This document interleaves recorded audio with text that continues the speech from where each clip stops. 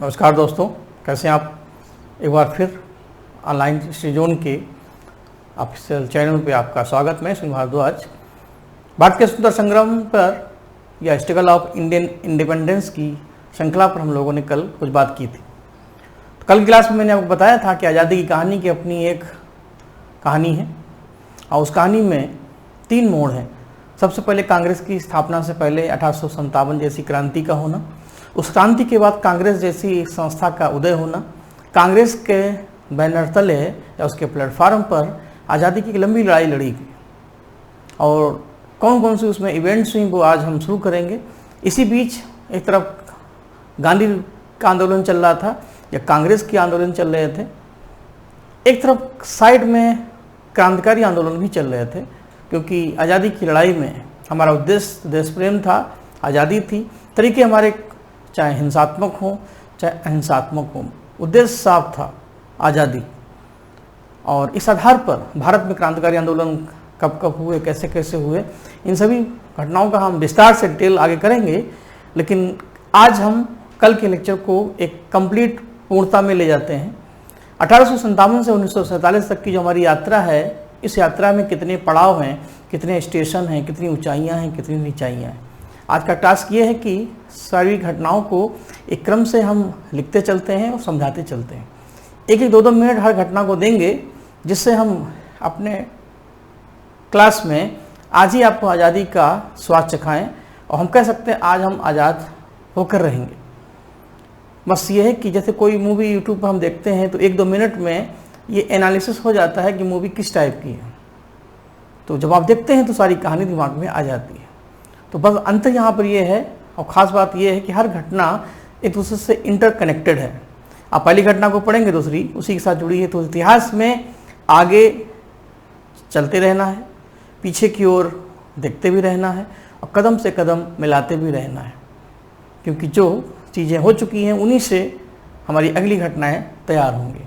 तो किस्से कहानी के धागों से इतिहास को पिरोया गया है। तो यही वजह है कि इसकी एक स्टोरी है।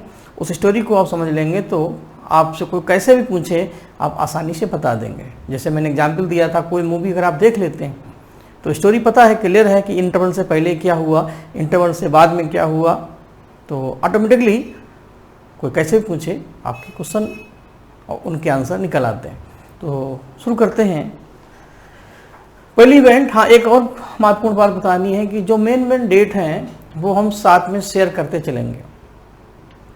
कुछ ऐसे आंदोलन हैं जिनकी डेट बताना तुरंत मुश्किल है, जब उसका समय आएगा तो उस पर भी विस्तार से पढ़ाएंगे। तो आज एक स्ट्रगल की आउटलाइन बनानी हुई है और आपके लिए सबसे अच्छा ये रहेगा जितनी इवेंट्स आप पढ़ेंगे इनको आप 2-4 बार वैसे पढ़ते रहें जैसे हनुमान चालीसा पढ़ते हैं, 1-2 बार। तो इससे क्या रहेगा, क्रम पता रहेगा और इनकी जो ईयर है और डेट है वो भी याद रहेगी।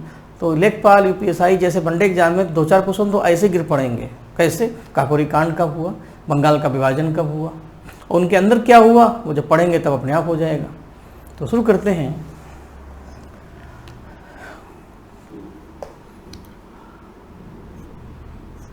दस मई या 10 मई 1857 और इवेंट है 1857 का विद्रोह, रिवोल्ट। यहाँ से हमें आज़ादी की गाड़ी को स्टार्ट करना है। ये आज़ादी का पहला स्टेशन है और बड़ा लेसन है, इसमें टाइम लगेगा। इसकी शुरुआत हम नेक्स्ट मुलाकात में, अगला वीडियो आपको जो मिलेगा उसमें होगा। बस एक समरी इसकी समझ लीजिए जिससे हम आगे बढ़ सकें। समरी ये है कि भारत में अंग्रेजों के विरुद्ध कई आंदोलन छुटपुट चलते रहे, लेकिन 1857 के विद्रोह के कई कारण थे, जिसमें सबसे महत्वपूर्ण कारण माना जाता है सैनिक कारण।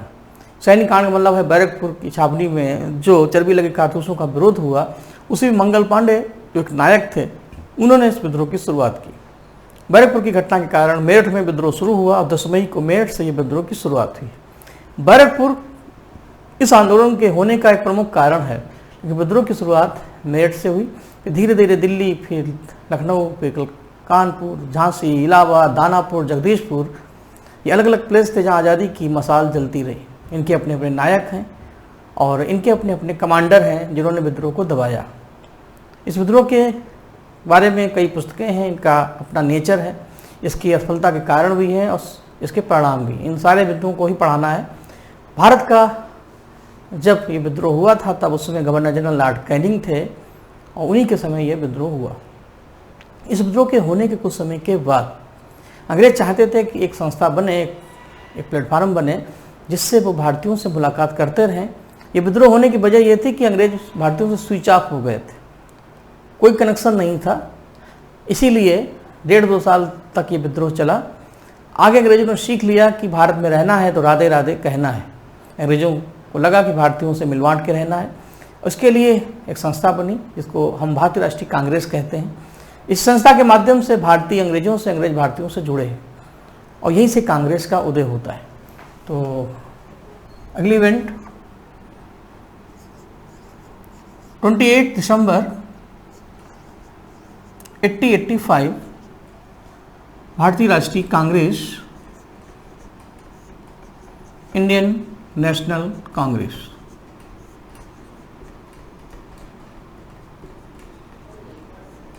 की स्थापना। ये हमारी दूसरी इवेंट है। अब इसमें क्वेश्चन कौन कौन से आएंगे ये बात जब डिटेल करेंगे तब। हर घटना अपने में एक पड़ाव है आज़ादी का। तो कांग्रेस की स्थापना में आपको मिलेगा लॉर्ड डफरिन के समय ये संस्था बनी। ए.ओ. ह्यूम इसके फाउंडर हैं। पहले संस्था का नाम इंडियन नेशनल यूनियन था, बाद में दादा भाई नौरोजी के सुझाव से इसका नाम भारतीय राष्ट्रीय कांग्रेस रखा गया। पहला अधिवेशन बॉम्बे में हुआ जिसमें 72 लोग थे और धीरे धीरे कांग्रेस के हर साल सेशन यानी अधिवेशन होते रहे। एग्जाम में कभी कभी देखा होगा कि कांग्रेस का कौन सा अधिवेशन किस वर्ष हुआ, कौन उसके अध्यक्ष थे और किस अधिवेशन की क्या विशेषता है, इससे भी क्वेश्चन आते हैं। तो आप अपने को हालात पर छोड़ दीजिए। जब जब जो होना था तब तब सो हुआ था। जब 1905 का भारत होगा तो गोपाल कृष्ण गोखले कांग्रेस में आ जाएंगे। 1906 का जब भारत होगा तो दादा भाई नौरोजी आपको दिखेंगे। 1916 में अंबिका चरण मजूमदार, 17 तक आते आते एनी बेसेंट की राजनीति में एंट्री हो जाएगी। 24 में गांधी जी कांग्रेस में आ जाएंगे। इसी तरीके से हर व्यक्ति का अपना एक समय है। जैसे पर्दे पर आपने देखा होगा मूवी में जो स्टोरी होती है उसी के अनुसार कैरेक्टर जो पात्र हैं वो कभी आगे आते हैं कभी पीछे आते हैं। सुभाष चंद्र बोस की एंट्री कांग्रेस में इंटरवल के बाद होती है यानी 1938 और 1939। तब वो कांग्रेस के 2 बार अध्यक्ष बने।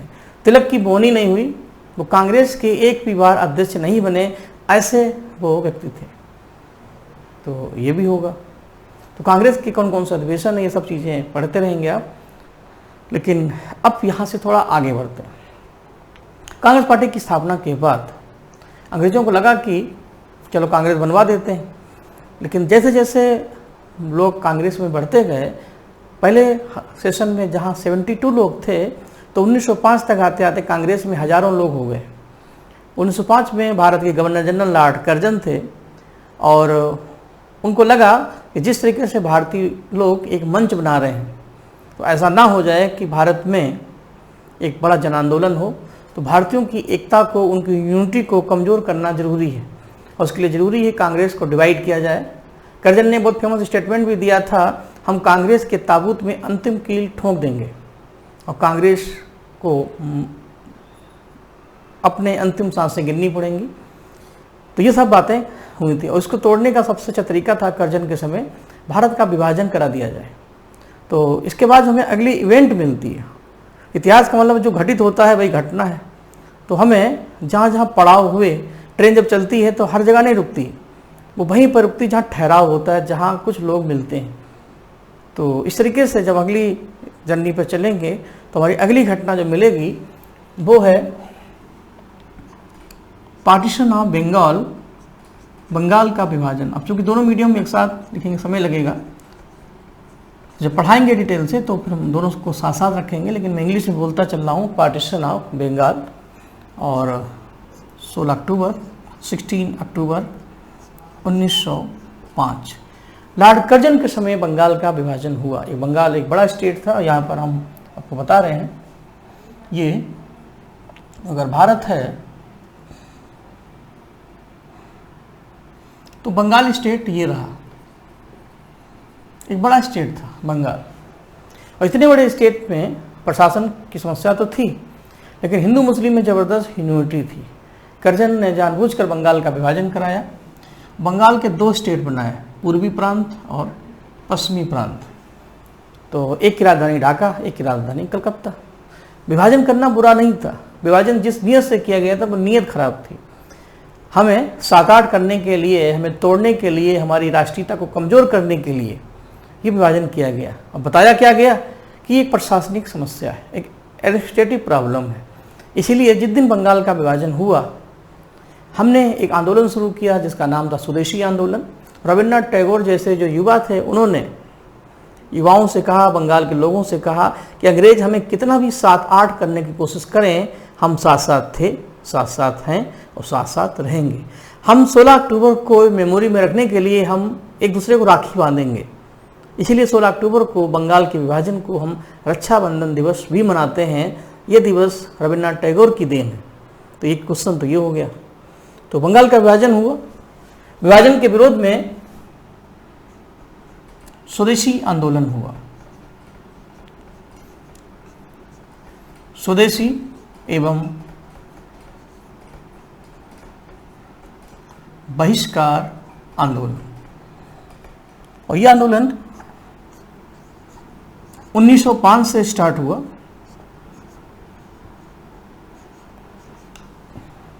और 1911 तक चलता रहा, 5 से 11। ठीक है। स्वदेशी आंदोलन का रीजन था बंगाल का विभाजन।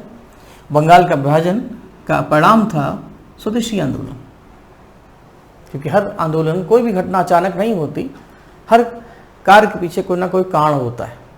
तो इसका कारण था बंगाल का, और जब तक ये कारण कैंसिल होगा नहीं, आंदोलन चलता रहेगा। इसीलिए 1911 में बंगाल का विभाजन कैंसिल हुआ। विभाजन कब हुआ ये तो सबको पता है, लेकिन विभाजन कैंसिल कब हुआ? तो 1911 में। एक्चुअली 1911 में भारत में एक दिल्ली दरबार लगा था, जो अभी थोड़ी देर में हम पढ़ाएंगे, और ब्रिटेन के सम्राट जॉर्ज पंचम भारत में आए थे। उनके वेलकम में ही ये सेरेमनी हुई थी, और 12 दिसंबर 1911 को जब वो दरबार लगा, उसी में एक अनाउंसमेंट हुआ कि बंगाल का विभाजन अब रद्द किया जाए। तो दिल्ली दरबार की जो डेट है, भाई बंगाल विभाजन की भी डेट है। तो यहाँ पर एक प्रश्न ये बनता है कि बंगाल विभाजन का अंत किस घटना से संबंधित है?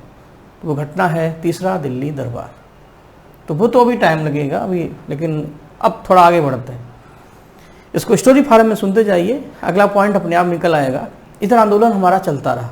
1905 में गोपाल कृष्ण गोखले, उसमें बनारस अधिवेशन में कांग्रेस के अध्यक्ष थे, उन्होंने सपोर्ट किया।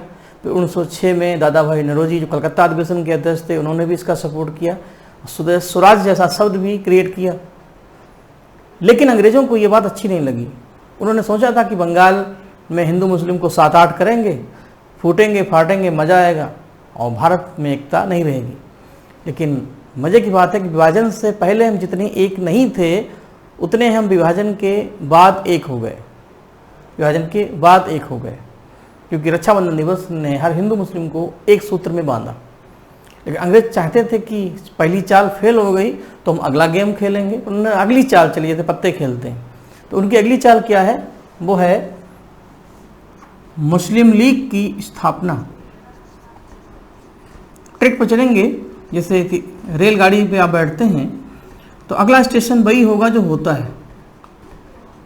आप कानपुर जा रहे हैं तो पहले उन्नाव आएगा, फिर कानपुर आएगा। अब यह नहीं कि वहाँ उन्नाव जगह हरदोई आ जाए, तो क्योंकि जो हो चुका है वही होगा।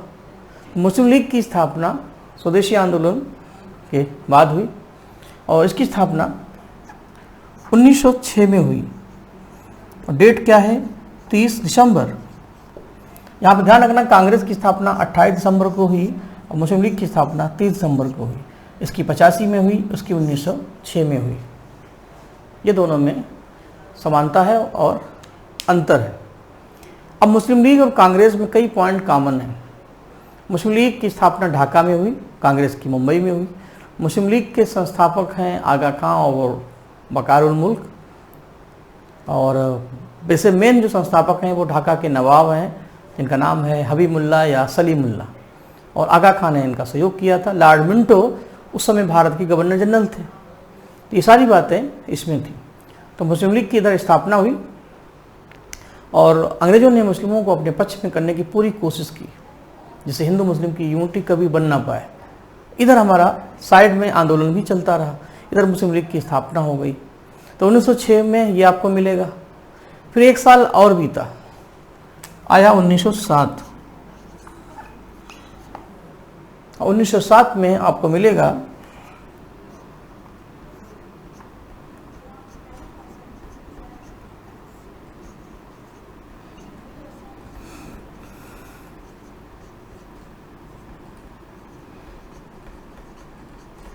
कांग्रेस का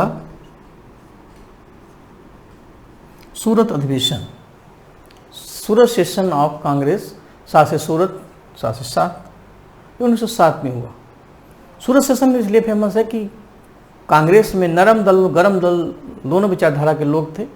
सूरत सेशन में पहली बार कांग्रेस का विभाजन हुआ, नरम दल और गरम दल में झगड़ा हो गया। और 1905 में जब बंगाल का विभाजन हुआ था तो कुछ बच्चों ने बंदूक उठा ली और क्रांति के रास्ते पर निकल पड़े। जैसे आपको क्रांतिकारी आंदोलन हमने कल थोड़ा सा बताया था, उसी में अनुशीलन कमेटी बनी थी बंगाल के विभाजन के बाद। लोगों ने बंदूक के रास्ते से अपनी बात कही। कुछ ऐसे युवा थे जो बंदूक की राजनीति भरोसा नहीं करते थे, उनको लगा कि कांग्रेस पार्टी ही चलो ज्वाइन कर लेते हैं, वहाँ पर सीनियर लोग हैं, हम भी आ जाएंगे। तो उसी में लाल बाल पाल जैसे लोग थे, लाला लाजपत राय, बिपिन चंद्र पाल और बाल गंगाधर तिलक, ये लोग कांग्रेस में भर्ती हुए। युवा थे बिल्कुल आप जैसे। लेकिन 1905, 1906, 1907 3 साल हो गए थे, लेकिन इनका कोई अध्यक्ष नहीं बना था। तो अध्यक्ष के पद को लेकर के सूरत सेशन में रास बिहारी घोष और लाला लाजपत राय की बीच कंपटीशन थी, लेकिन जीत हुई रास बिहारी घोष की, लाला जी हार गए। इसी रीजन के आधार पर सूरत का अधिवेशन फेमस हो गया, कांग्रेस में फूट पड़ गई। तो सूरत सेशन कांग्रेस की सूरत बिगड़ने के लिए जाना जाता है। जहाँ साथ साथ थे, सूरत सेशन में नरम दल गरम दल अलग हो गए, यानी कांग्रेस का विभाजन हुआ, कांग्रेस 7-8 हो गई, फूट फाट गई, डिवाइड हो गई, टूट गई। किसी तरीके से आप इसको समझें। एग्जाम में जब भी क्वेश्चन आएगा तो भाषा चाहे कोई भी हो, बेस वही रहेगा, कॉन्सेप्ट जो है उसको समझें। प्रेजेंटेशन आप किसी भी लैंग्वेज में करें, कुछ भी करें, वो सेम है। सूरत सेशन के एक साल बाद 1909 जब आएगा तो 1909 में भी एक अहम इवेंट आपको मिलने वाली है।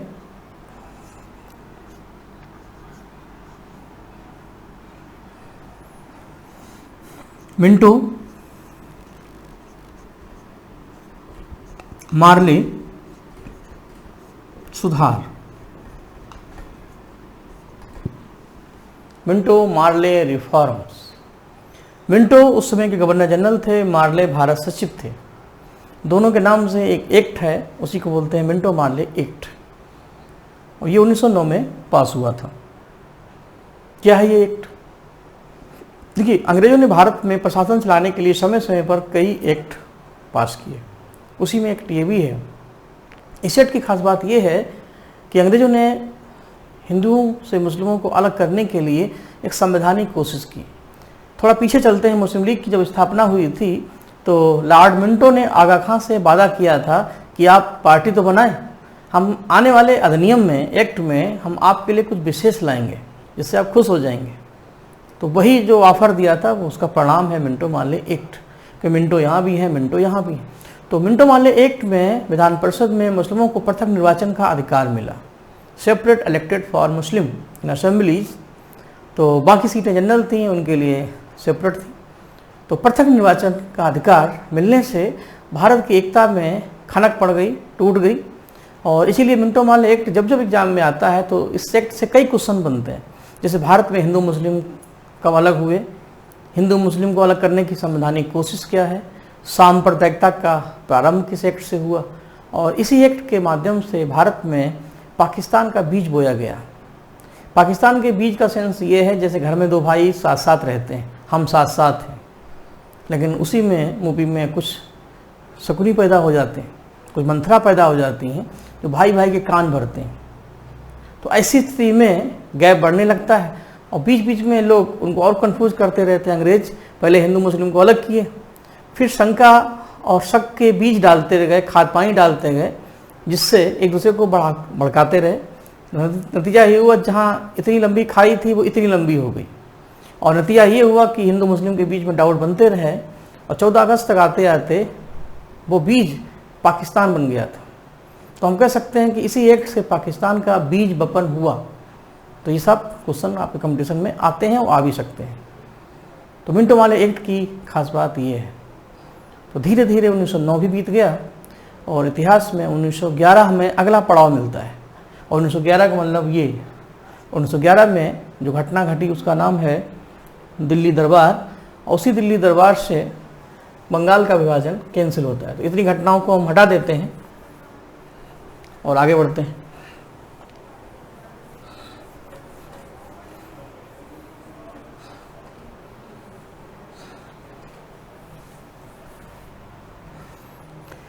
चलिए, अगला इवेंट है तीसरा, दिल्ली दरबार, और टाइमिंग है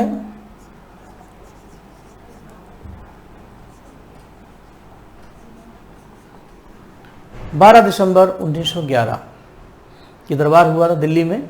और इसी दरबार में बंगाल का विभाजन कैंसिल किया गया। जॉर्ज पंचम भारत की विजिट पे आए, लॉर्ड हार्डिंग सेकेंड भारत के गवर्नर जनरल थे, और इसी दरबार में राजधानी कलकत्ता को दिल्ली ट्रांसफर किया गया।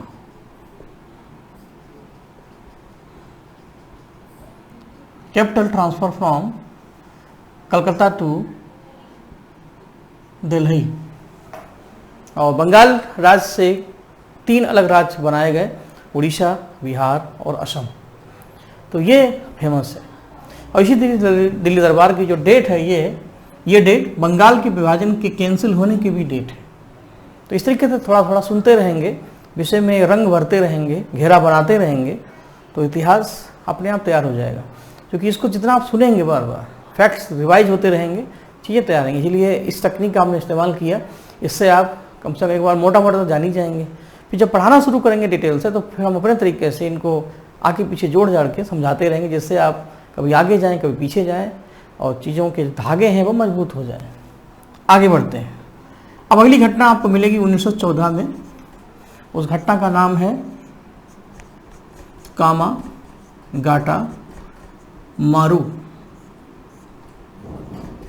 क्योंकि बड़ा सेक्शन है। आज़ादी को पाने में हम लोगों को बरसों लगे, हमारे पास मिनट भी नहीं बचे हैं ज़्यादा। तो जाहिर बात है कि आज ही आज़ादी पानी है, आज़ादी खतरे में ना पड़ जाए, इसलिए थोड़ी सी स्पीड भी लेके चलना है, क्योंकि इन सबको विस्तार से पढ़ाना भी है। खाली अगर ऐसे बोलते चले जाएंगे तो 5 मिनट में हम आज़ाद हो जाएंगे, तो वो आज़ादी और ख़तरनाक है। थोड़ा थोड़ा सुनते रहिए, और जब आप पढ़ेंगे तो प्रश्न तो उठेंगे, स्वाभाविक है, लेकिन उनका उत्तर सही समय आने पर मिल ही जाएगा। तो 1914 के भारत में क्या हुआ था, फर्स्ट बड़वार की ये घटना है। अब कामागाटा मारू एक जापान का जहाज है, वाटरशिप है, जिसको किराए पर लिए करके ये जाने वाला था कनाडा, और कनाडा के रास्ते ये आने जाना था इसको अमेरिका, सैन फ्रांसिस्को, जहाँ गदर पार्टी का मुख्यालय है। हम ये भी कह सकते हैं कई क्रांतिकारी जो विदेश में जाकर के आज़ादी के लिए प्रयास करना चाहते थे, तो वही लोग ये जापान से जहाज किराए पे लिए, दक्षिण पूर्व एशिया से ये कनाडा गए, लेकिन कनाडा में इनको एंट्री नहीं मिली, जहाज वहीं खड़ा रहा। फिर ये फिर भारत आया, तो भारत में भी अंग्रेजों ने इनको एंट्री नहीं दी, तो ना घर के रहे ना घाट के रहे, और कई लोगों की जानें चली गई। इसी घटना को हम बोलते हैं कामा गाटा मारू। ठीक, इससे जो भी 2-4 क्वेश्चन बनते हैं वो दिख जाएंगे। देखते देखते हम और आगे बढ़ जाए। 1916 का भारत खास है, तो 1916 में हमें 1-2 घटनाएं मिलती हैं। तो क्या है घटनाएं, देखते हैं। 1916 में एनी बेसेंट और तिलक के प्रयास से एक आंदोलन शुरू हुआ था, जिसको हम बोलते हैं होम रूल आंदोलन।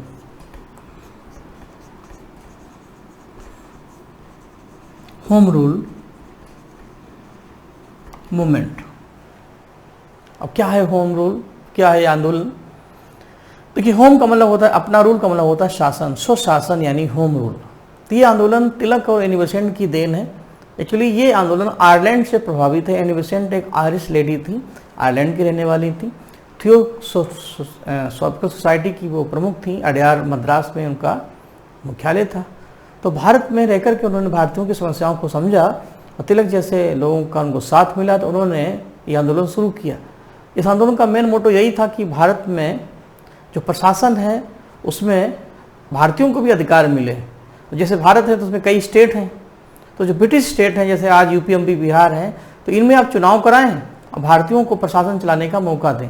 जैसे आज यूपी में योगी जी देखते हैं तो बिहार में नीतीश जी देखते हैं, तो वैसे ही हमें इलेक्शन कराएं। और जो हमारा मंत्री होगा, प्रधानमंत्री या मुख्यमंत्री, उस समय पीएम को सीएम बोलते थे, सीएम को पीएम, सॉरी, तो वो जो होगा वो केंद्र यानी गवर्नर जनरल के प्रति रिस्पॉन्सिबल होगा। यानी ब्रिटिश भारत में रह करके प्रांतों में भारतीयों का सुशासन, that is called home rule. Tilak Annie Besant ने इसकी शुरुआत की। ये आंदोलन 1 साल तक चला, क्योंकि 1917 तक आते आते एनिबेसेंट को अरेस्ट कर लिया गया था और यह आंदोलन टाइम फिक्स हो गया। इसी आंदोलन में आपको एक घटना और मिलेगी, इसी में एरो लगा देते हैं, वो है लखनऊ समझौता।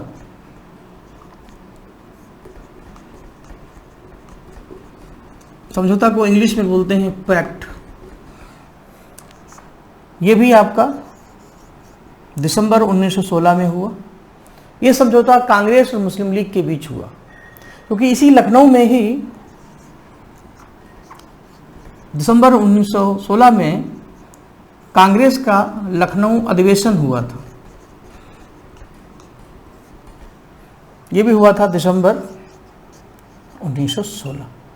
जब लखनऊ में अधिवेशन हुआ तो इसी अधिवेशन में कांग्रेस ने, मुस्लिम लीग ने एक दूसरे का हाथ पकड़ा। तो होम रूल आंदोलन के अंदर ही ये दोनों इवेंट्स आ जाएंगे, कि होम रूल आंदोलन की शुरुआत तो जून 1916 में हुई थी। सितंबर में एनिबेसेंट इसमें शामिल हुई। एनिबेसेंट ने देखा कि भारत में नरम अलग हैं, गरम अलग हैं, हिंदू अलग हैं, मुस्लिम अलग हैं। जब हमारी एनर्जी बिखरी होती है, 5 उंगलियां बिखरी हैं, तो इनमें पावर नहीं होती, इनको मिला दो, ये संगठन है। जयशंकर प्रसाद की बहुत फेमस लाइन है, शक्ति के विद्युत कण जो व्यस्त विकल बिखरे हैं, करो निरुपाय, समन्वय उनका करो समस्त, विजयनी मानवता हो जाए। जब आपकी जो गुडविल है, जो आपकी एनर्जी है, अगर वो बिखरी है, डाइवर्ट है, तो आप विजय नहीं प्राप्त कर सकते। जो आपके बेस्ट इमोशंस हैं, जो आपकी अच्छी चीज़ें हैं, उनको एक करिए तो आप जो चाहेंगे वो मिल जाएगा। ये मानवता की विजय का एक पुराना प्रमाण है। तो ये चीज़ यहाँ भी थी। तो 1916 में एनिबेसेंट और तिलक के प्रयास से नरम और गरम एक हो गए और हिंदू कांग्रेस भी एक हो गई, मुस्लिम लीग कांग्रेस भी एक हो गई। और इसी आधार पर हम ये भी कह सकते हैं सूरत सेशन और लखनऊ सेशन दोनों को मिला दें तो बन जाता है आपका, सॉरी मैं गलत बोल गया, सूरत सेशन और मिंटो मार्ले एक्ट। मैं यहाँ पर लिखने की कोशिश करता हूँ, सूरत सेशन में हिंदू और मुस्लिम, नरम और गरम अलग हुए थे। मैंने भी बताया था नरम और गरम अलग हुए। और मिंटो मार्ले एक्ट में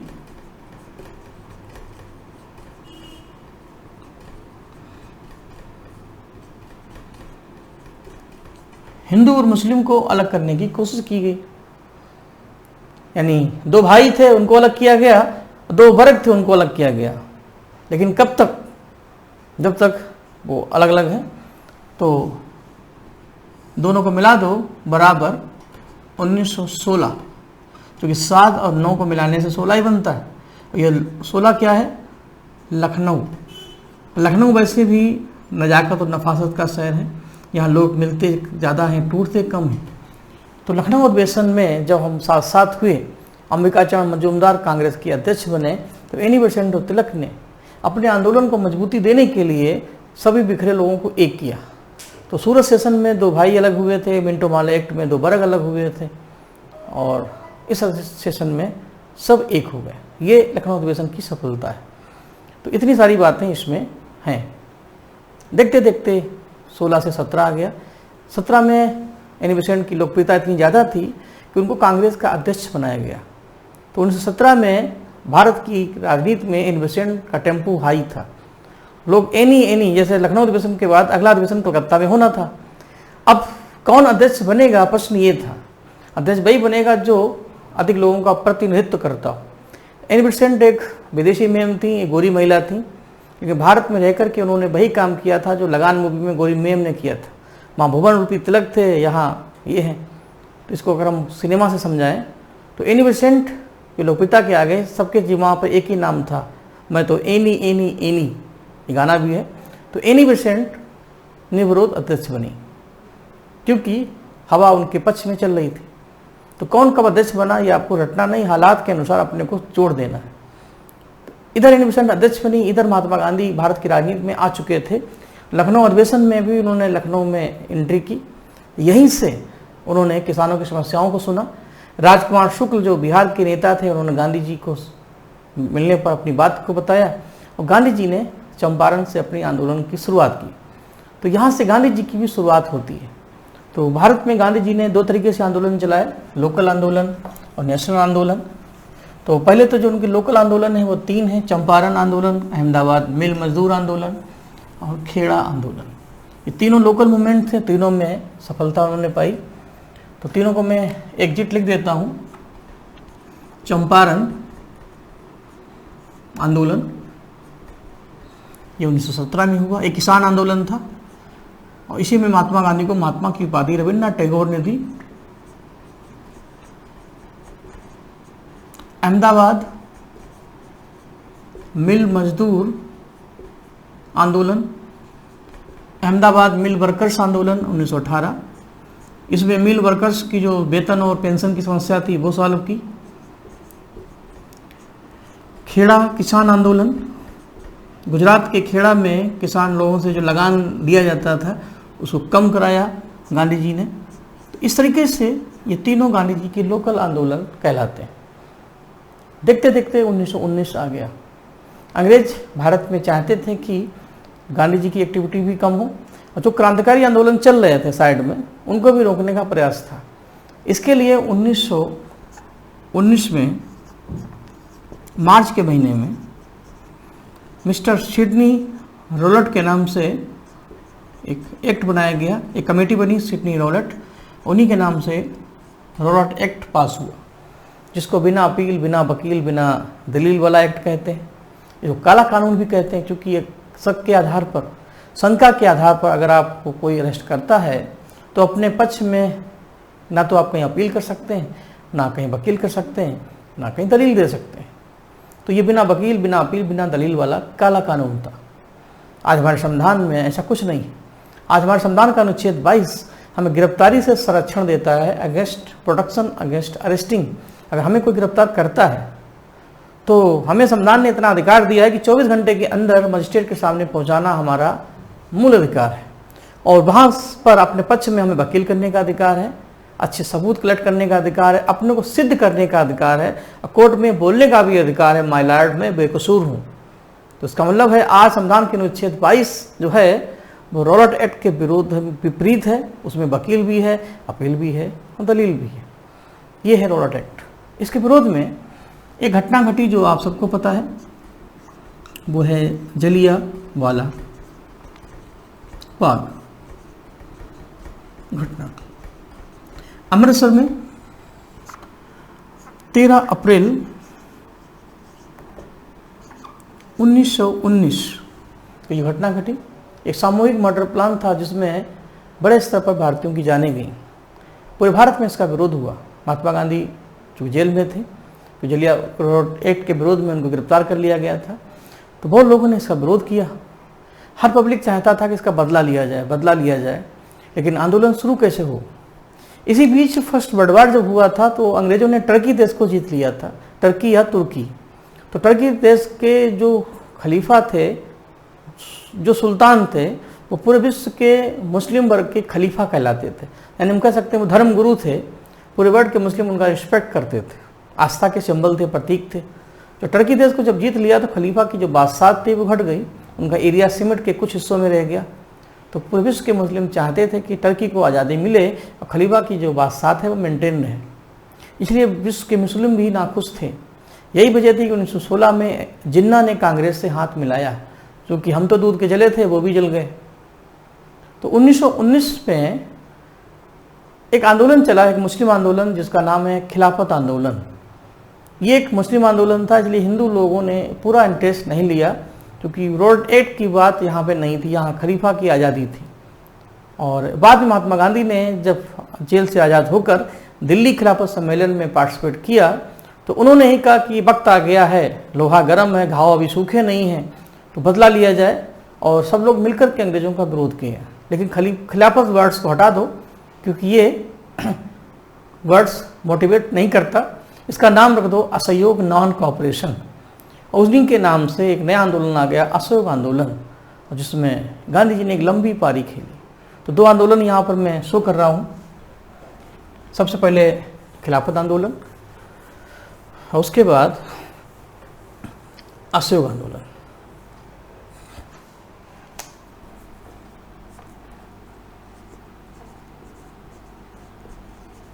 सॉरी, इधर ईयर रहेगा। तो 1919 से 1920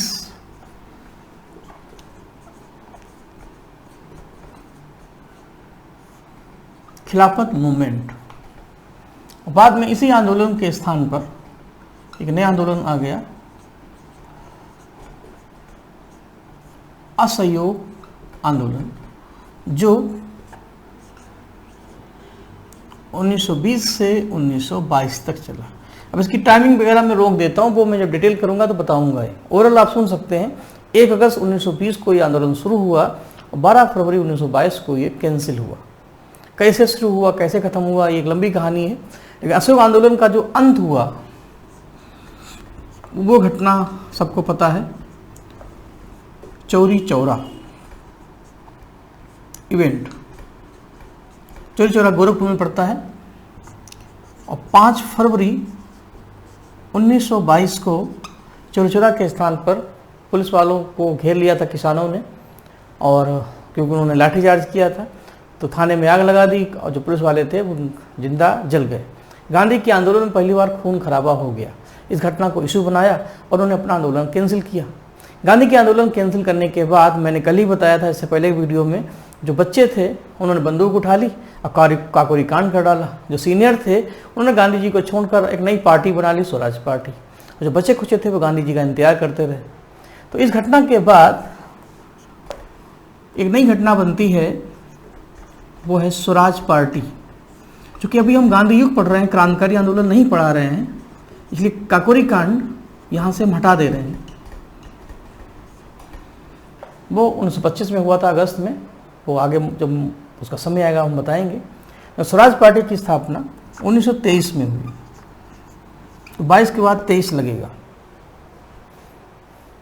और स्वराज पार्टी की स्थापना इलाहाबाद में हुई, मोतीलाल नेहरू और CR दास जैसे लोगों ने की। और ये पार्टी कांग्रेस से अलग होकर बनी थी। 1 साल के बाद गांधी जी जेल से रिहा हुए जब 1934 में, तो उन्होंने स्वराज पार्टी के लोगों से मुलाकात की कि आओ हम साथ साथ रहते हैं। तो स्वराज पार्टी ने कहा कि बड़ा मुश्किल, तो हम आपसे अलग हुए, अब जैसे हैं सही है, आप भी अंग्रेज़ों का विरोध करो और हम भी अपना विरोध करेंगे अपने अपने तरीके से, लेकिन हम मिलेंगे नहीं, क्योंकि रहीमन धागा प्रेम का मत तोड़ो चटका है, टूटे से फिर ना जुड़े, जुड़े तो गांठ पड़ जाए। अब गांठ पड़ चुकी है गांधी जी, अब नहीं मिलेंगे। तो ये सारी बातें थी। तो गांधी जी ने भी अनाउंसमेंट किया बेलगांव अधिवेशन 1924 में, जिसमें पहली बार और अंतिम बार वो कांग्रेस के अध्यक्ष बने कि हम और स्वराज पार्टी वाले भाई भाई हैं, दोनों अपने अपने तरीके से अंग्रेज़ों का विरोध करेंगे, हमें कोई भी गलत फहमी नहीं है। मतलब लीपापोती करने की कोशिश की, लेकिन सब जानते थे कि स्वराज पार्टी वाले अब कांग्रेस में नहीं आएंगे। तो क्योंकि हालात एक जैसे नहीं रहते, प्रक्रियाएँ एक जैसी नहीं रहती। इतिहास में हम लोगों ने यही सीखा।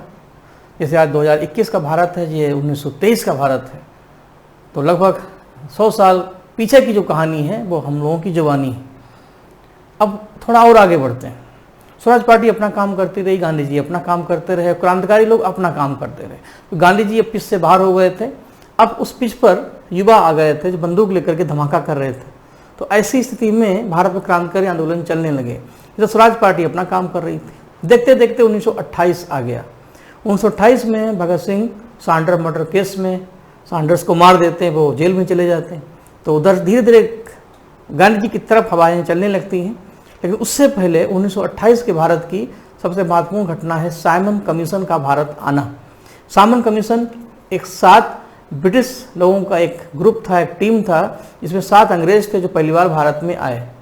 इसलिए 7 से साइमन, 7 से 7 all member were British, therefore Simon commission called as a white commission.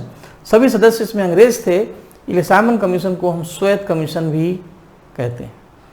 तो अगली हेडिंग हमारी यही होनी चाहिए, अगला पड़ाव यही होना चाहिए, अगला स्टेशन आज़ादी का भी यही होना चाहिए।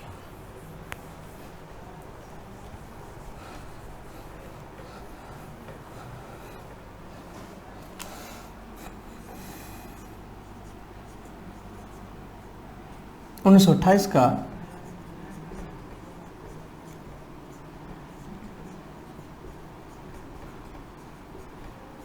साइमन कमीशन की भारत यात्रा।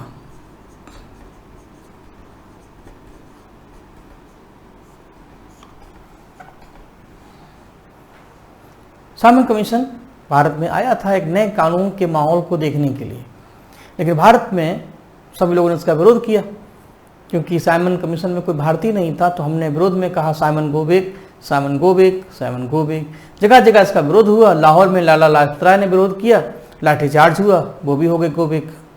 तो भगत सिंह ने सैंडर्स को कर दिया गो बैक। सैंडर्स का सर्प की लाठी से डेथ हुई थी, लेकिन डेथ हुई सैंडर्स की। तो भगत सिंह लाहौर मर्डर केस में इन्वॉल्व हो गए। 23 मार्च 1931 को उनको भी फांसी हो गई। इधर साइमन कमीशन का विरोध हुआ। देखते देखते भारत के नए गवर्नर जनरल बने लॉर्ड इरविन, और उन्होंने नमक पर टैक्स लगा दिया।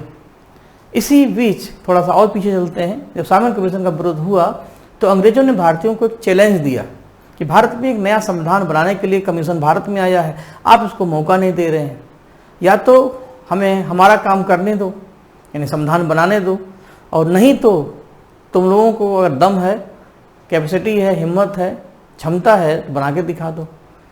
और तुम भारतीय तो बना नहीं सकते हो, तो जाहिर सी बात है कानून तो बनेगा ही। एक चैलेंज दिया, ओपन चैलेंज। उन्होंने हमारी भारतीयों की प्रतिभा पर संदेह था, भारतीयों को 2 दर्जे का समझते थे। तो Lord Birkenhead gave a challenge to Indian for making the constitution. Bharat सचिव लॉर्ड बर्कनहेड थे, उन्होंने भारतीयों को चैलेंज दिया कि आप बना के दिखाएं। उस चैलेंज को हमने अडॉप्ट किया, और जितने भी विरोधी थे सब एक हो गए।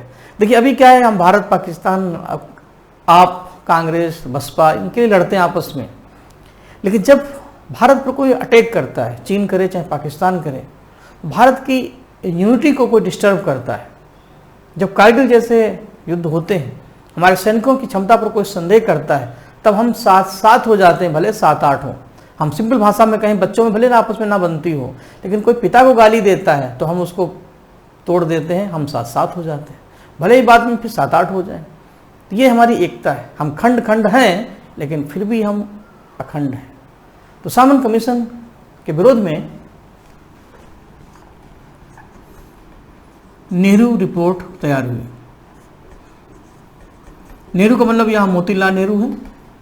ये रिपोर्ट भी 1928 में आई है। 1928 का भारत है, ये ध्यान रखिएगा, किस किस ईयर में क्या क्या घटनाएं घटी। तो नेहरू रिपोर्ट को अंग्रेजों ने देखा, ये हमारा पहला संविधान भी है, यहीं से संविधान की शुरुआत होती है। इस रिपोर्ट में कई ऐसी बातें जो आज संविधान में हैं, वो हम आगे संविधान में बताते रहेंगे। फिलहाल आगे बढ़ते हैं, क्योंकि अगली घटना के लिए हमें जानना जरूरी है हो क्या रहा है। तो जब अंग्रेजों ने नेहरू रिपोर्ट का बायकॉट किया, तब हमने कांग्रेस का लाहौर अधिवेशन शुरू किया, और लाहौर अधिवेशन में हमने एक नया लक्ष्य रखा, पूर्ण स्वराज। और लाहौर अधिवेशन नेहरू रिपोर्ट के बाद आता है। तो अगली इवेंट जो मिलेगी वो है कांग्रेस का लाहौर सेशन। आज का जो आपका वीडियो है थोड़ा सा बड़ा होगा, उसकी वजह यही है कि आज़ादी को किस्तों में देना सही नहीं। अब इतनी घटनाएं हैं, मैंने कहा था बरसों लगे आज़ादी को पाने में, हमें कुछ मिनट तो मिले। तो वही चीज़ यहाँ पर भी है। तो हम चाहते हैं कि बाकी की जो बातें हैं वो भी 10-15 मिनट में हम कोशिश करते हैं समझाने की। बाकी एक एक को, यही आपकी हेडिंग है, यही सब आपके फोल्डर हैं, और इन्हीं को पढ़ाना है, और इसी आधार पर आगे बढ़ते हैं। तो कांग्रेस का लाहौर अधिवेशन हुआ। इसी अधिवेशन के अध्यक्ष थे जवाहरलाल नेहरू। और इस अधिवेशन में पहली बार नेहरू जी ने एक वर्ष निकाला था स्वराज, और इस आधार पर यह आंदोलन शुरू हुआ।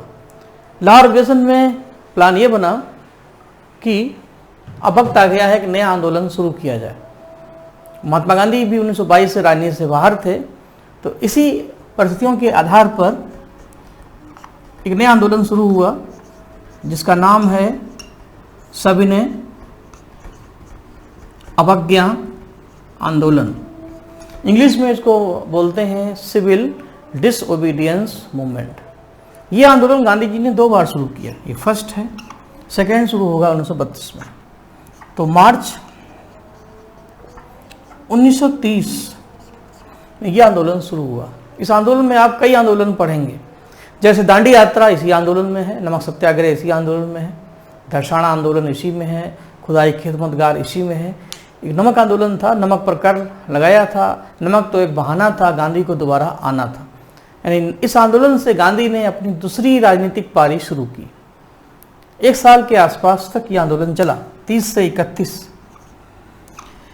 और जब ये आंदोलन शुरू हुआ तो भगत सिंह जेल में थे, उनकी फांसी की डेट फाइनल हुई, तो जनता जो थी वो डाइवर्ट हो गई, तो लोग गांधी की जगह भगत सिंह की तरफ मुड़ गए, नमक का मुद्दा ठंडा पड़ गया। तो ऐसी स्थिति में गांधी इरविन ने एक दूसरे से मुलाकात की, और उस मुलाकात का नाम है गांधी इरविन समझौता, यानी गांधी इरविन पैक्ट। ये पैक्ट 5 मार्च 1931 को हुआ था, 5 मार्च 1931। इसको दिल्ली समझौता भी कहते हैं, क्योंकि दिल्ली के राष्ट्रपति भवन में हुआ था, जहां पहले गवर्नर जनरल रहते थे। इसी समझौते में गांधी जी ने अपना आंदोलन कैंसिल किया, और लंदन में जो गोलमेज सम्मेलन चल रहे थे, अब उस पर भी आते हैं, उस पर जाने को तैयार हुए। गोलमेज सम्मेलन का मतलब यहाँ ये है कि जब साइमन कमीशन को भारत से हमने हटा दिया, तो भारत में एक नया कानून तो बनना था।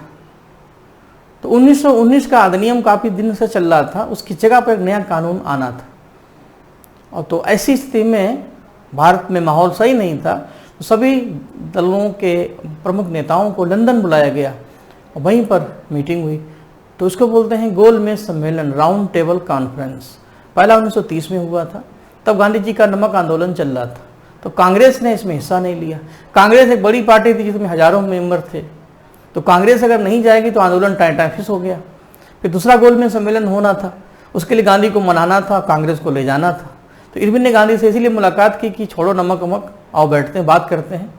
तो इसी मीटिंग में ये तय हुआ कि आप लंदन जाएंगे।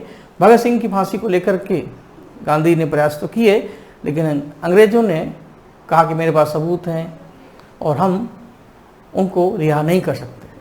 तो जो भी रीजन हो, फिलहाल भगत सिंह की फांसी को गांधी बचा नहीं पाए, इसलिए लोगों ने उनका भी विरोध किया। कांग्रेस के कराची अधिवेशन में भगत सिंह का बुरी तरीके से बायकॉट किया गया, गांधी जी का, और उसके बाद वो लंदन रवाना हो गए। इस घटना के बाद हमें चलना है लंदन, और अगली घटना होगी गोलमेज सम्मेलन, राउंड टेबल कॉन्फ्रेंस। गोलमेज सम्मेलन लंदन के सेंट जेम्स पैलेस में हुए, और इसमें कौन कौन से मेंबर हैं ये सारी बातें आगे पढ़ाते रहेंगे, लेकिन गोलमेज कॉन्फ्रेंस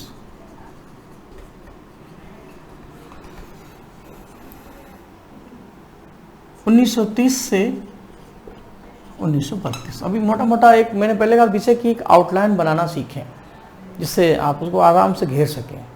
तो 3 गोलमेज सम्मेलन हुए, और गोलमेज सम्मेलन के बाद गांधी जी दूसरे सम्मेलन में पार्टिसिपेट किए। पहले में कांग्रेस नहीं गई, तीसरे में कांग्रेस नहीं गई, दूसरे में गई थी, लेकिन कोई रास्ता नहीं निकला, क्योंकि दलित को लेकर के माहौल गर्म हो गया। अंग्रेज चाहते थे कि दलितों को भी हिंदुओं से अलग किया जाए, जैसे मुस्लिमों को किया गया। तो अम्बेडकर का भी सपोर्ट मिला, लेकिन गांधी जी ने इसका विरोध किया। इसी आधार पर उन्होंने लंदन छोड़ दिया। भारत में आने के बाद गांधी ने अपना दूसरा आंदोलन शुरू किया, वही आंदोलन जो उन्होंने छोड़ा था, सबने अवज्ञा आंदोलन उन्होंने छोड़ा था। फिर इरविन से मुलाकात की थी, लेकिन लंदन जाने के बाद हाथ में कुछ आया नहीं, भगत सिंह भी चले गए। तो गांधी ने उसी आंदोलन को दोबारा नए तरीके से शुरू किया। लेकिन पब्लिक ने गांधी जी का साथ नहीं दिया। आंदोलन रेंगता रहा धीरे धीरे। सबने विज्ञान आंदोलन को जेल भरो आंदोलन, दिल्ली चलो आंदोलन भी कहते हैं, लेकिन इस आंदोलन में बहुत ज़्यादा वजन नहीं है। तो धीरे धीरे ये 32 से शुरू हुआ, 34 तक माना जाता है। बस ये ध्यान रखना कि पहला गोल में सबने विज्ञान आंदोलन 30 में हुआ, उसी में दांडी यात्रा हुई, और दूसरा हुआ था 32 में। 1932 में 2 घटनाएं और मिलती हैं। कौन कौन सी? एक है अगस्त घोषणा,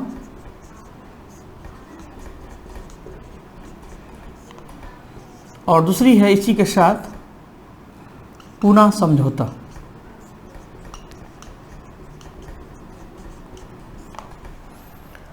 अगस्त घोषणा 16 अगस्त को हुई 1932, और पूना समझौता 26 सितंबर 1932। अगस्त घोषणा ब्रिटेन के प्रधानमंत्री थे रैमजे मैकडोनाल्ड, उन्होंने ये अनाउंसमेंट किया था कि दलितों को हिंदुओं से हम अलग करेंगे। अब तब गांधी जी जेल में थे। गांधी जी जेल में तबीयत खराब हो गई, स्वास्थ्य खराब हो गया, उनको मनाने के लिए अम्बेडकर को जेल में जाना पड़ा, पूना की यरवदा जेल में। गांधी और अम्बेडकर के बीच में जो समझौता हुआ दलित वर्ग को लेकर, that is called Poona pact, उसी को पूना समझौता कहते हैं। तो पहले घोषणा होगी, फिर समझौता होगा। तो 32 में ये दोनों घटनाएं साथ साथ रहेंगी, क्रम से रहेंगी। पूना समझौता के बाद अंग्रेजों ने अपना अनाउंसमेंट वापस लिया, और देखते देखते गोलमेज सम्मेलन भी कंप्लीट हो गए। तीनों गोलमेज सम्मेलन पूरे होने के बाद अंग्रेजों ने एक नया अधिनियम बनाया 1935 का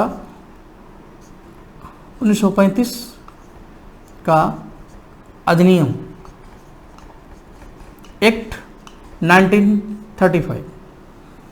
ये एक्ट एक महत्वपूर्ण एक्ट है, क्योंकि संविधान में भी इसको आप पढ़ेंगे, इतिहास में भी पढ़ेंगे।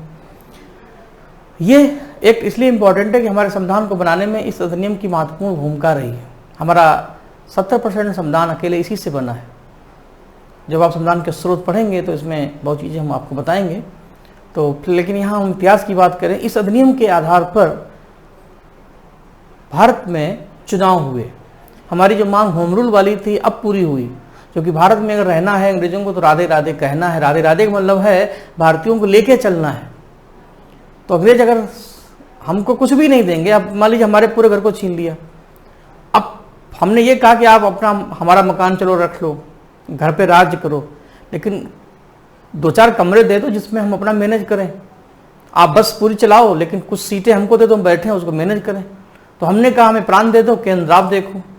इसी बात को पूरा करने के लिए 1935 के एक्ट के आधार पर पहली बार भारत में चुनाव होते हैं 1937 में।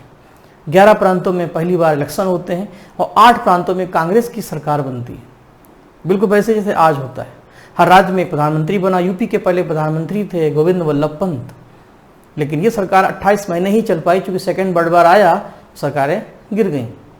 और उसके बाद फिर कहानी और आगे बढ़ती है। उसके लिए आइए चलते हैं 1937 का भारत, 47 यानी 10 साल भी बाकी है।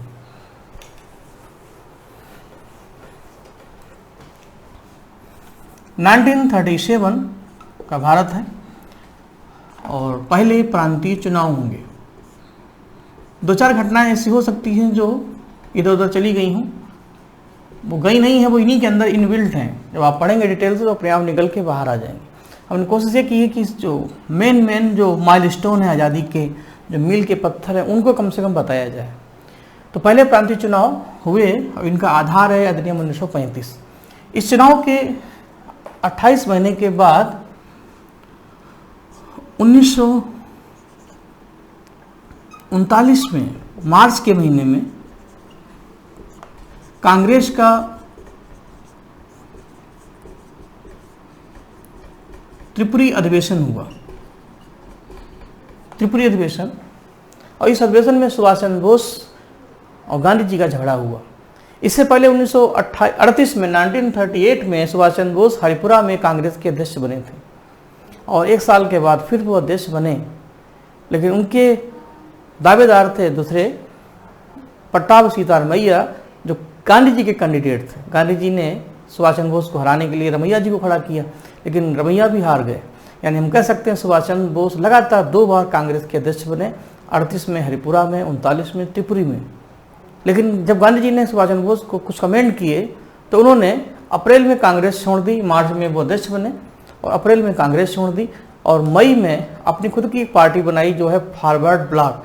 वो हम लिखेंगे नहीं, इसी के अंदर है, जब आप पढ़ेंगे तो आ जाएगी, नहीं तो फिर ऐसे कभी खत्म ही नहीं होगी आज़ादी। तो फॉरवर्ड ब्लॉक पार्टी बनाई और वो कांग्रेस से बाहर हो गए। ये सारी बातें इसमें हुई। तो त्रिपुरी अधिवेशन से ये 3-4 क्वेश्चन आते हैं। जब सुभाष चंद्र बोस ने कांग्रेस छोड़ दी और भैया भी हार गए, तो उनके जाने के बाद उनके जो रिप्लेस अध्यक्ष हैं वो हैं डॉक्टर राजेंद्र प्रसाद। ये भी जो क्वेश्चन पूछे गए हैं हम समझाने में उन्हीं का प्रयास कर रहे हैं कि आप उनको सुने, जिससे जो आया है वो दिखने लगे। तो डॉक्टर राजेंद्र प्रसाद सुभाष चंद्र बोस के स्थानापन्न थे, उनके बाद बनने वाले दूसरे अध्यक्ष थे। देखते देखते 1940 आया, मार्च का महीना था। कांग्रेस के अंदर झगड़ा हो गया सुभाष चंद्र बोस के कारण, कांग्रेस फिर टूट गई, ऊपर से सरकारें गिर गईं। तो मुस्लिम लीग जिन्ना को ये बहुत अच्छा लगा, जिन्ना को लगा कि इससे अच्छा समय होगा नहीं। आप पड़ोसी से इसलिए दुखी हैं कि उसके यहाँ पनीर आता है, मेरे यहाँ खिचड़ी। हम अपने सुख से दुखी नहीं होते, सामने वाले के सुख से दुखी होते हैं। और जब उसके यहाँ दुख होता है तो आपकी लाठी निकल आती। तो यही जिन्ना के साथ हुआ। जब ये सब हुआ तो जिन्ना को लगा कि हथौड़ा गरम, लोहा गरम है, मार दो हथौड़ा, इससे अच्छा मौका मिलेगा नहीं। तो मार्च 1940 में जिन्ना ने भारत की सरजमी पर लाहौर में पाकिस्तान की मांग की। तो पाकिस्तान की मांग 1940, और ये मांग जिन्ना ने मार्च 1940 में लाहौर में की, इसलिए इसको लाहौर अधिवेशन भी कहते हैं।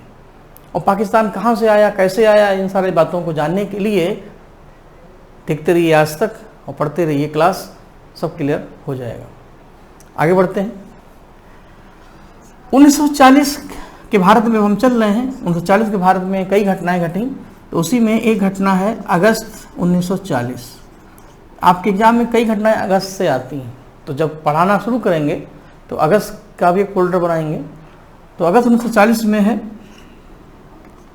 अगस्त घोषणा, जैसे अगस्त घोषणा, अगस्त प्रस्ताव है, अगस्त आंदोलन, अगस्त क्रांति, अगस्त दिवस। तो ये अगस्त प्रस्ताव है। क्या है प्रस्ताव? सेकंड वर्ल्ड वॉर में ब्रिटेन हिटलर और जर्मनी के अगेंस्ट युद्ध में घिर गया था। भारत में अंग्रेज चाहते थे कि भारतीय भी उनका सपोर्ट करें। तो भारत के गवर्नर जनरल उसमें थे लिन लिथगो। उन्होंने भारतीयों को ऑफर दिया कि आप युद्ध में हमारा साथ दें, सपोर्ट करें। युद्ध जीतने के बाद हम कुछ चीज़ें ऐसी लाएंगे जिससे आप खुश होंगे। लेकिन हम उनके झांसे में, बेवकूफ़ी वाले इस प्रोजेक्ट में शामिल नहीं हुए, क्योंकि हम जानते थे अंग्रेज कुछ देंगे नहीं, कि लॉलीपॉप है, दिखाएंगे लेकिन खिलाएंगे नहीं। तो ये प्रस्ताव यही था। देखते देखते और आगे बढ़ते हैं। 17 अक्टूबर 1940 का भारत देखिए। 40-40 3 घटनाएं हैं, 40-40-40। 1940 में महात्मा गांधी जो चुपचाप बैठे थे, उनके अंदर भी कुछ चलने लगा कि हम भी कुछ करें, क्योंकि बहुत दिन से शांत बैठे थे। तो ऐसी स्थिति में उन्होंने भी एक आंदोलन शुरू किया जिसका नाम है पर्सनल यानी व्यक्तिगत सत्याग्रह आंदोलन। व्यक्तिगत सत्याग्रह आंदोलन गांधी ने शुरू किया, लेकिन यह आंदोलन उतना सफल नहीं हुआ, क्योंकि पब्लिक ने अभी भी गांधी जी का सपोर्ट नहीं किया। क्योंकि जो क्रांति होती है वो अंदर से होती, धक्का देके नहीं होती। तो विनोबा भावे, जवाहरलाल नेहरू जैसे सत्याग्रही थे जो इसमें शामिल हुए, यही 2-4 क्वेश्चन आते हैं। तो ये आंदोलन भी उतना सफल नहीं हुआ। देखते देखते गांधी जी ने भी इंतजार किया कि लोहा गर्म हो, माहौल बने। तो माहौल बना, कब बना? 1940 के बाद हमें इतिहास में मिलता है 1942। 1942 तक आते आते अंग्रेज चाहते थे कि किसी भी कीमत पर भारतीयों को युद्ध में शामिल करो, वो हमारा पूरा सपोर्ट करें। तो इस बात को पूरा करने के लिए मार्च 1942 में एक मिशन भारत में आया, उसका नाम है क्रिप्स मिशन। क्रिप्स मिशन की भारत यात्रा, ये मिशन भारत में आया और इसने भारतीयों से आज़ादी के लिए बात की। लेकिन इस मिशन से भी कुछ सलूशन निकला नहीं, क्योंकि हम उनके झांसे में नहीं आए। बाद में जब वो चला गया मिशन, तो पब्लिक भी चाहती थी कि अब एक आंदोलन शुरू किया जाए, क्योंकि अब लोहा गर्म हो गया था। तो उसी आंदोलन का नाम है भारत छोड़ो आंदोलन, क्विट इंडिया मूवमेंट। अब हम आज़ादी की तरफ आ चुके हैं। ये आंदोलन अगस्त में शुरू हुआ था, इसलिए इसको अगस्त क्रांति कहते हैं। और ये 1945 तक चलता रहा। 1945 तक ये आंदोलन चला और 45 के बाद लॉर्ड वेबल जो भारतीय गवर्नर जनरल थे, उन्होंने जून 1945 में एक प्लान बनाया जिसका नाम है बेबल प्लान, बेबल की योजना। इस योजना के आधार पर सभी नेताओं को रिहा किया गया और उनको शिमला में बुलाया गया। बेबल भी चाहते थे कि अब भारतीय सभी नेताओं को एक जगह किया जाए और आगे का कुछ रास्ता बनाया जाए। तो शिमला सम्मेलन भी 1945 में ही हुआ। ये दो घटनाएं 45 की हैं। शिमला सम्मेलन एक भारतीयों का सम्मेलन था, लेकिन जिन्ना ने इस सम्मेलन में कुछ गलत बातें की, जिसके कारण यह आंदोलन सांप्रदायिकता के रूप में चढ़ गया और कांग्रेस पार्टी कुछ कर नहीं पाई और हम जहाँ पे चले थे वहीं पे आ गए। तो देखते देखते 1946 आया। ब्रिटेन में नए चुनाव हुए। क्लेमेंट एटली ब्रिटेन के नए प्रधानमंत्री बने। उनके प्रधानमंत्री बनने के बाद पूरे इंटरनेशनल बिरादरी में एक प्रेशर था कि अंग्रेज़ों को अब भारतीयों को आज़ादी दे देनी चाहिए। तो ऐसी स्थिति में एटली के पास एक प्रेशर था। उसी प्रेशर को सॉर्ट आउट करने के लिए एक मिशन उन्होंने भारत में भेजा, जो आपने सुना होगा, कैबिनेट मिशन की भारत यात्रा। ये मिशन, जितने मिशन भारत में आए वो सब मार्च में आए, क्योंकि M for March, M for mission. ये मिशन ब्रिटेन के प्रधानमंत्री एटली के कैबिनेट का मिशन था, उनके मंत्रिमंडल का मिशन था। जैसे मोदी जी का कैबिनेट है तो एटली प्रधानमंत्री थे, तो उनके मंत्रिमंडल से, एटली के मंत्रिमंडल से क्रिप्स, लॉरेंस और अलेक्जेंडर, ये लोग भारत में आए। लॉरेंस इसके हेड थे। और इसी मिशन के आधार पर ही भारत में संविधान सभा का गठन हुआ, चुनाव हुए और भारत के आज़ादी का रास्ता साफ हुआ। इसी बीच जून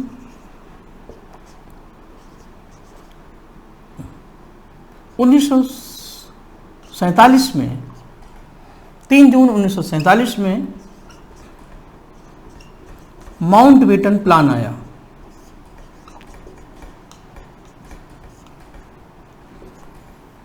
क्योंकि समय ज़्यादा हो रहा है, इसलिए हम अब सीधे फाइनल डिसीजन पर ही आ रहे हैं। पढ़ाएंगे तो सारी चीज़ें अपने आप आ जाएंगी। कैबिनेट मिशन के जाने के बाद एटली ने घोषणा की कि हम जून 1948 तक भारत को आज़ादी दे देंगे।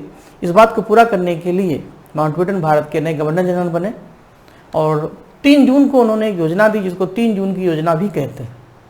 और इस योजना के आधार पर ही भारत पाकिस्तान में जनमत संग्रह हुआ, पब्लिक से क्या चाहती है।